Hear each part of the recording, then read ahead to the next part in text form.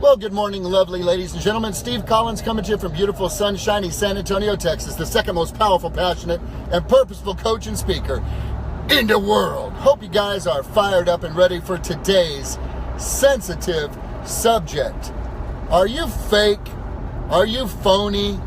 Are you a poser? Come on, don't get your feelings hurt. Are you fake? Are you a phony? Are you a poser? Don't get your feelings hurt, guys. Remember, I'm a coach. I carry a whistle, not pom-poms, not a cheerleader coach. This is an empowering conversation that will help you. If you do not feel somewhat like you are a fake and a phony and a poser in terms of what you may do in your craft, if you don't feel like that from time to time, it might be because you're actually arrogant.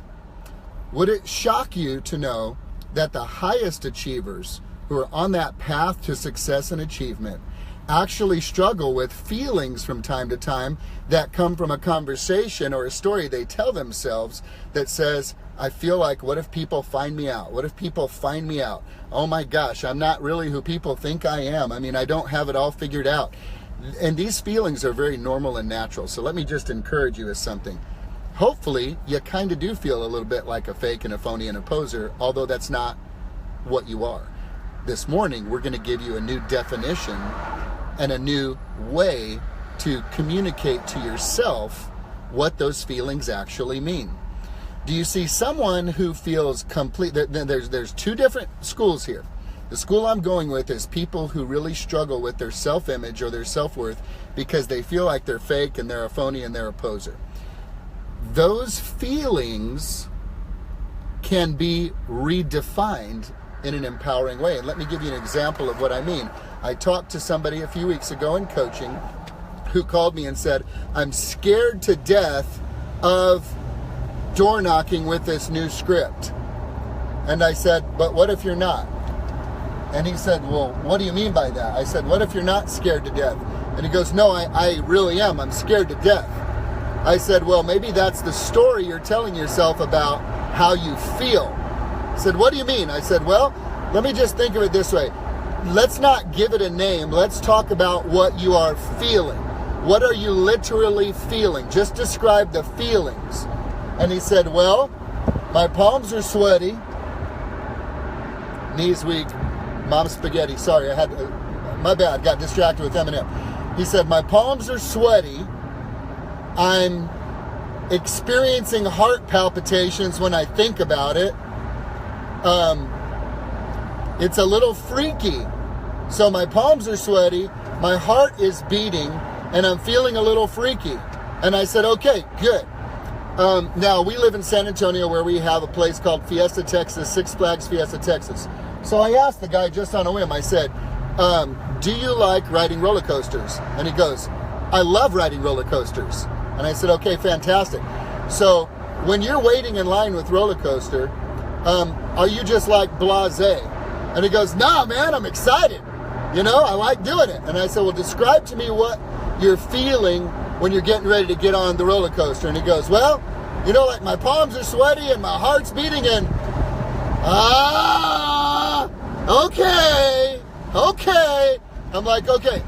Are you scared to death of riding the roller coaster? And he said, not at all.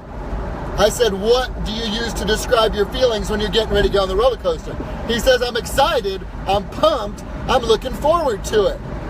And I said, then can we agree that we can change the story about how you feel with door knocking with this powerful script that you know is going to help families who don't know the amazing time we're in this particular market where they can make a ton of extra money and maybe achieve a goal they never knew they could achieve that they had on the back burner because maybe they didn't think they could sell their house for as much money as they could these days. You can change somebody's life.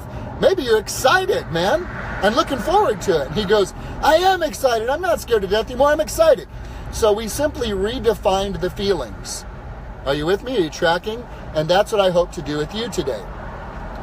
If you feel like I'm a phony, I'm a fake, I'm a poser, maybe it's just because you're experiencing feelings of uncertainty and a lack of complete mastery in your craft, which, by the way, are the feelings you get when you are mastering your craft.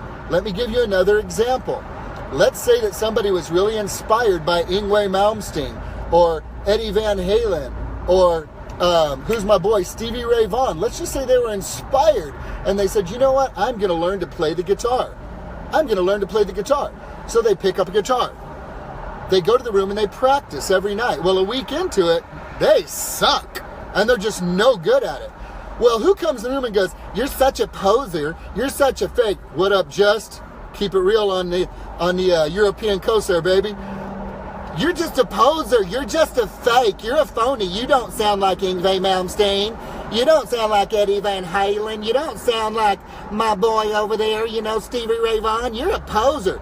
No, you're not, sucker. You are practicing. You are learning. You are growing. Of course you're not going to sound like these amazing guys right away. You're not going to sound like these guys when you're on the path to mastery and when you're on the path practicing and when you are putting your time into your craft, grinding on your craft to get better at it. Yet the feelings may be there.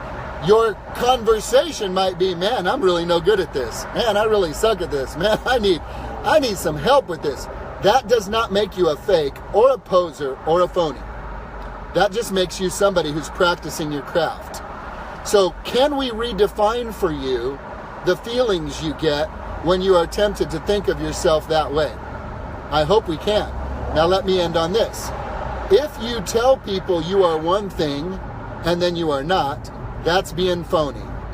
If you are hypocritical, if you tell people, do not drink alcohol, do not drink alcohol, alcohol is bad for you, alcohol will hurt you, alcohol is terrible, and then you go to happy hour with your buddies and you take shots and kamikazes, you're a fake, you're a phony, you're a poser.